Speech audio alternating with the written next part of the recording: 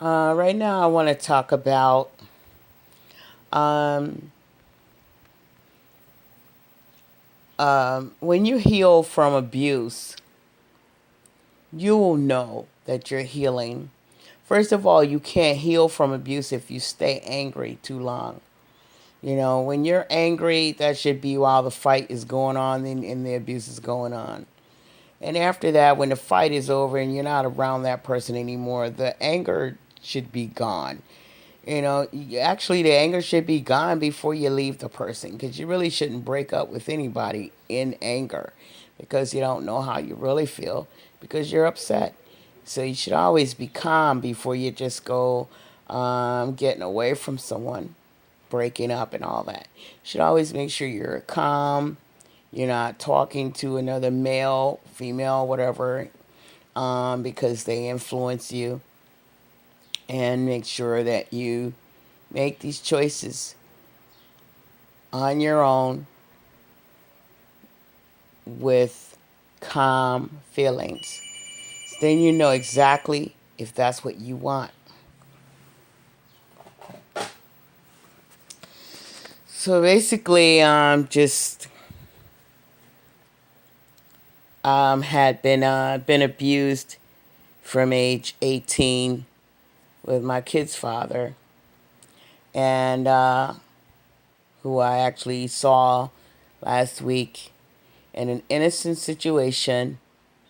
And after all these years that I had not been dealing with him at all, uh, still he's abusive because I spoke to him to say hello and he asked me for something. I told him I don't have anything, and that what I had bought a beer with some money that my best male friend, my only male friend at this moment, gave me.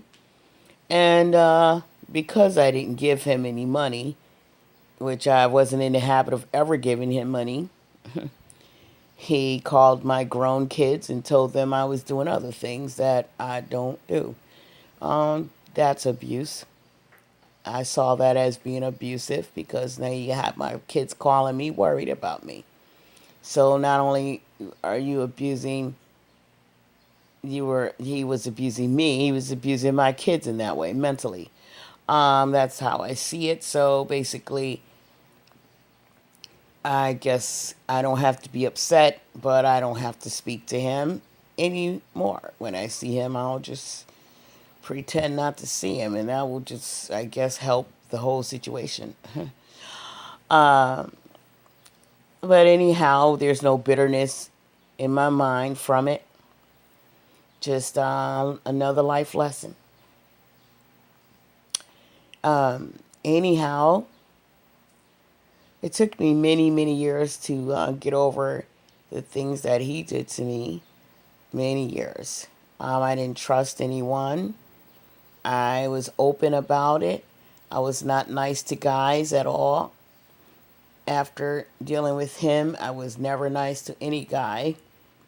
And I didn't pretend to be nice, and I wasn't trying to be nice. And older females had told me that I would want to be in a relationship again, even though I was saying that I would never be in a relationship again with anyone ever at any time. And I meant it, and I didn't say it out of bitterness or anger. I was in my 20s, and I didn't feel as though I actually needed to be with anyone. And to be honest, I hadn't felt real love between a man and a woman, so I really didn't feel what I was missing at that moment. I didn't feel it, and it didn't bother me. I went to school, I went to work, and I stayed home, and I was home at 2 o'clock, always when it was time before my kids could get home, cooking. Um, I was always home when they got home from school, and to this day, they don't believe that I actually ever had a job. It's so ridiculous. That's a whole different subject. But anyhow, as I became over 40, I suddenly decided that and that at that point I was in my second relationship, and he was abusive, and he was really horrible, mentally more than physically.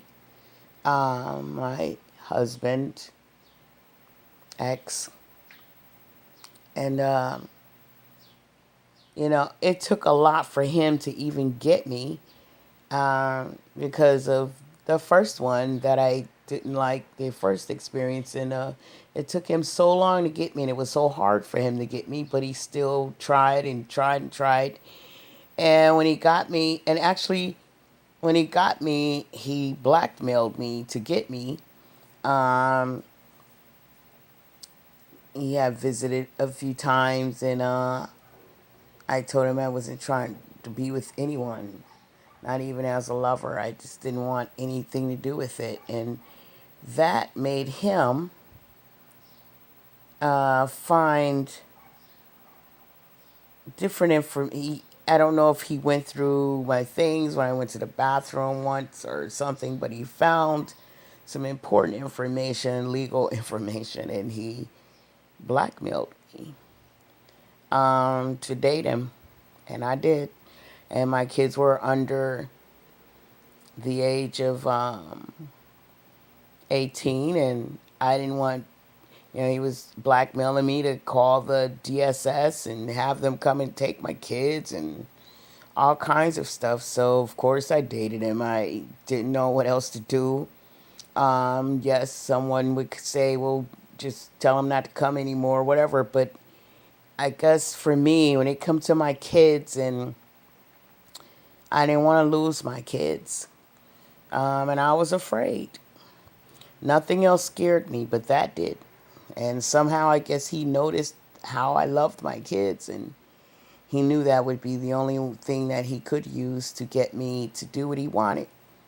And it did work. It sure did. I'm glad now my kids are grown and they're gone. They've been gone for years. And actually, when my kids were all gone and out of the house is when I made my way away from him, because then he had nothing to blackmail me with anymore. And he could say whatever he wanted after, because my kids were grown at that point. But when he first came around, my kids were young, and as I say, he blackmailed me into dating him, and next thing you know, he was there, and years turned into years, days turned into years. The real war started when my youngest was 15, and I was really trying to make my way away from him at that point. That's when it really got bad. But anyhow, peace, love, and light.